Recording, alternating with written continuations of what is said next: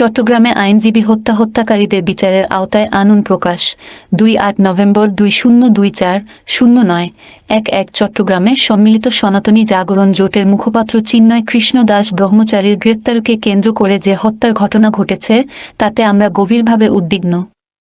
প্রথম আলোর খবর থেকে জানা যায়, গত মঙ্গলবার চট্টগ্রাম আদালতে চিন্ময় কৃষ্ণ দাসের জামিন নাকচ হলে তার অনুসারীরা সেখানকার আইনজীবী ও নিরাপত্তার দায়িত্বে নিয়োজিত পুলিশ বাহিনীর সদস্যদের সঙ্গে সংঘাতে লিপ্ত হন।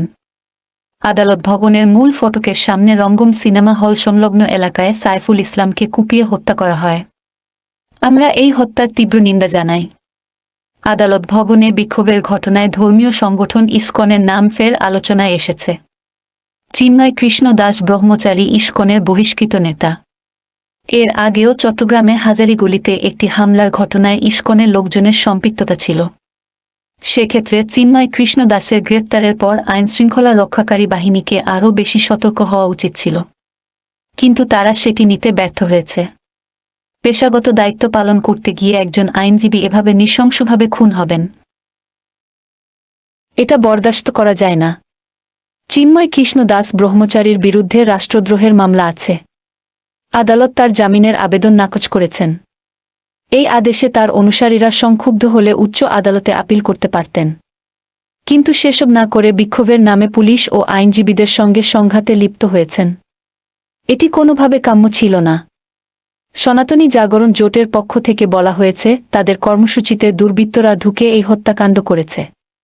তাদের কর্মসূচিতে কোনো দুর্বৃত্ত ঢুকেছিল, তাদের পরিচয় কি সেটাও জানানো সনাতনী জাগরণ জোটের দায়িত্ব। আইনজীবী হত্যার পর চট্টগ্রাম সহ দেশের বিভিন্ন স্থানে বিক্ষোভ কর্মসূচি পালন করেছে বিভিন্ন সংগঠন। ইসকন নিষিদ্ধ করারও দাবি উঠেছে। আমাদের প্রত্যাশা, শান্তিপূর্ণভাবে এসব কর্মসূচি পালিত হবে। হত্যাকাণ্ডের প্রতিবাদ জানাতে গিয়ে কেউ আইন নিজের হাতে তুলে নেবেন না। প্রধান উপদেষ্টা মুহাম্মদ ইউনুস এই হত্যাকাণ্ডের নিন্দা জানিয়েছেন এবং হত্যাকারীদের গ্রেপ্তারের নির্দেশ দিয়েছেন। জাতীয় নাগরিক কমিটি ও রাজনৈতিক দলগুলো আইনজীবী হত্যার নিন্দা জানানোর পাশাপাশি দেশবাসীকে শান্ত থাকার ও ধৈর্য ধরার আহ্বান জানিয়েছে। হত্যার সঙ্গে জড়িত ৮ জনকে চিহ্নিত করা হয়েছে বলে পুলিশের পক্ষ থেকে জানানো হয়েছে। গতকাল পর্যন্ত ২-৮ জনকে গ্রেপ্তার করা হয়েছে। শুরু থেকে আমরা বলে এসেছি, আইনশৃঙ্খলা রক্ষায় সরকারকে যথাসময়ে যথাযথ পদক্ষেপ নিতে হবে, কিন্তু সরকার সেটা নিতে না পারায় একের পর এক অঘটন ঘটে চলেছে। তৈরি পোশাক শিল্পে শ্রমিক অসন্তোষ নিরসন কিংবা ঢাকায় বিভিন্ন কলেজে থেমে থেমে সংঘর্ষ মোকাবিলায় সরকারের পদক্ষেপ যেমন অপ্রতুল, তেমনি বেশিরভাগ ক্ষেত্রে অকার্যকর। অনেক ক্ষেত্রে দেখা যাচ্ছে দেশি বিদেশি ষড়যন্ত্রের বিষয়টি সামনে আসছে। পতিত সরকারের ক্ষমতাসীনেরা ষড়যন্ত্রতত্ত্ব দিয়ে রাজনৈতিক প্রতিপক্ষকে ঘায়েল করতে চেয়েছিল। শেষ পর্যন্ত তারা সফল হয়নি। অন্তর্বর্তী সরকার ক্ষমতায় এসেছে ছাত্র জনতার অভ্যুত্থানের পর বিপুল জনসমর্থন নিয়ে। তাদের ষড়যন্ত্রতত্ত্বের প্রয়োজন নেই।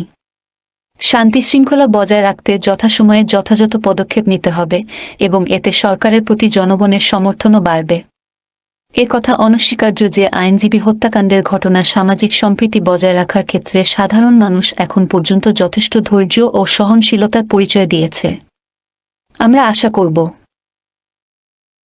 এ ঘটনাকে কেন্দ্র করে কোনো বিশৃঙ্খল পরিস্থিতি তৈরি হবে না। সরকার ও আইনশৃঙ্খলা বাহিনী সদাসতর্ক থাকবে এবং সর্বস্তরের মানুষও এ ব্যাপারে সচেতন থাকবে, যেন কোনো অসাধু গোষ্ঠী পরিস্থিতির সুযোগ না নিতে পারে। আইনজীবী সাইফুল ইসলাম হত্যার সুষ্ঠু তদন্ত ও হত্যাকারীদের বিচারের আওতায় আনা হোক।